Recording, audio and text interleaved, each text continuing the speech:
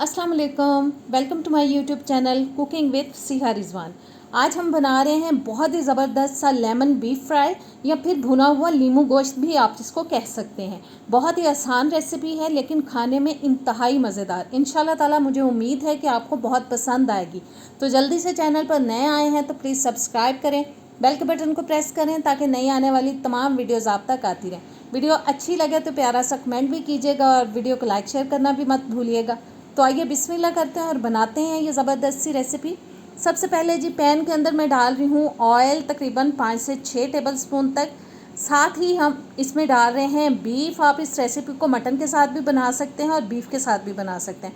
मैं बीफ इस्तेमाल कर रही हूँ और इसका जो वेट है वो 1.5 किलो है तकरीबन।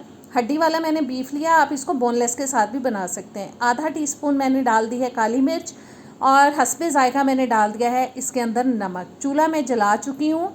अब हमें दरमियानी आंच पे इसको पकाना है तकरीबन 7 से 8 मिनट के लिए। इसको हम बीच बीच में हिलाते जाएंगे और तमाम बोटियों की साइड चेंज कराते हुए हमें इसको पकाना है। और तब तक हमें बीफ को फ्राई करना है जब तक कि जी इसका कलर बिल्कुल चेंज हो जाए। और देखें मैं बीच बीच में चम्मच चलाती जा रही हूँ और हल्की आंच पे इसको नहीं पकाना है, दरमियानी आंच पे मैं इसको पका रही हूँ। और तब तक हम इसको अब फ्राई करेंगे जब तक कि इसका कलर जो है वो बिल्कुल चेंज हो जाए।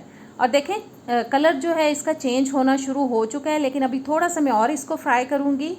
और इसमें 7 से 8 मिनट मुझे लग गए। देखें कितना अच्छा सा कलर आ गया है बीफ के अंदर।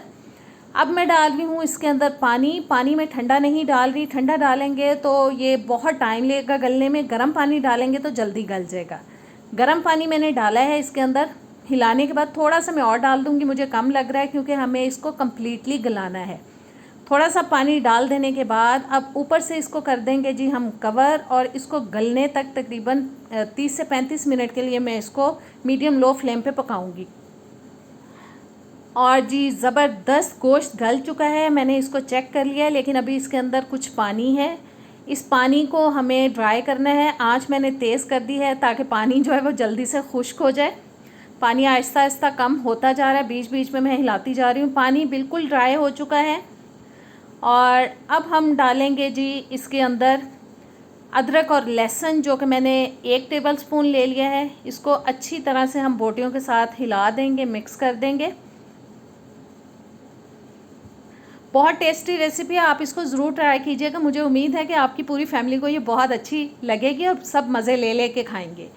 अब मैं डाल रही हूँ इसके अंदर प्याज, जो कि मैंने एक दरमियाने साइज़ का लिया था, उसको मैंने कटर से काट लिया ताकि इसके स्लाइसेस जो हैं वो बारीक कटें। आप हाथ से अगर पतले पतले स्लाइसेस काट सकते हैं तो हाथ से काट के इसको डाल दीजिए। दरमियाने साइज़ का प्याज मैंने एक डाल दिया इसके अंदर। और इसको अब हमें पकाना है प्याज को अच्छी तरह से हिलाते हुए। और आंच जो है मैंने दरमियानी ही रखी हुई है, दरमियानी आंच पे मैं इसकी कुकिंग कर रही हूँ। और प्याज देखें आहिस्ता आहिस्ता मिक्स होता जा रहा है। हमें इसको मिक्स होने तक, गलने तक अच्छी तरह से पकाना है।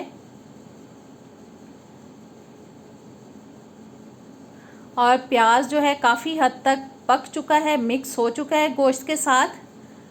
और अब डालेंगे जी हम इसके अंदर जो मज़ीद हमें मसाले ऐड करने हैं। 1 टीस्पून में डाल रही हूँ इसके अंदर ज़ीरा पाउडर। आधा टीस्पून डाल देंगे गरम मसाला पाउडर। 1 टीस्पून में डाल रही हूँ इसके अंदर लाल मिर्च का पाउडर। और 1 टीस्पून डाल देंगे हम कुटी हुई लाल मिर्च। मसालों की मिकदार को आप अपने टेस्ट के हिसाब से कम या ज़्यादा कर सकते हैं।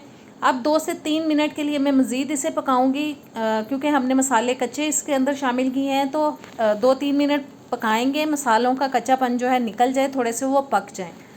बस इस तरह से हिलाते हुए मसालों को भी हमें थोड़ा सा पका लेना है।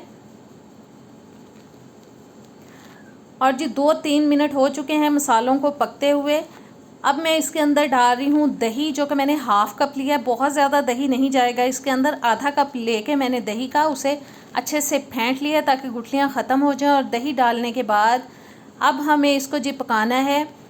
इतना पकाना है कि दही जो है वो बिल्कुल खुश्क हो जाए, दही का पानी ड्राई हो जाए बिल्कुल।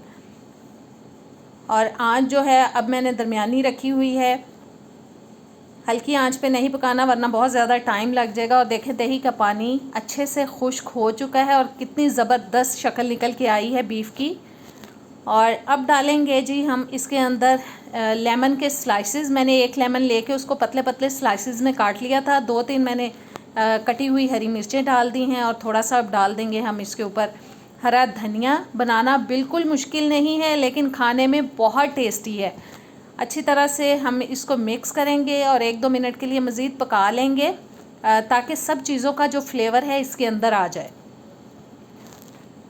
اور دیکھیں جی زبردست سی ہماری ریسیپی لیمن بیف فرائی ہو چکا ہے تیار. اب آنچ کو کریں گے بند اور اس کو ہم کسی ڈش میں نکالتے ہیں. تو کیسی لگی آپ کو یہ ریسیپی؟ ضرور ٹرائی کیجیے گا. مجھے پوری امید ہے کہ انشاءاللہ تعالیٰ آپ کو بہت پسند آئے گی. اور جی زبردست ریسیپی تیار ہے. خوبصورتی کے لیے اوپر میں ڈال رہی ہوں ہرا دھنیا. ٹرائی کیجیے گا, کمنٹس میں ضرور بتائیے گا. نیکسٹ ویڈیو تک دیں اجازت, کسی اچھی ریسیپی کے ساتھ ملیں گے. اللہ حافظ.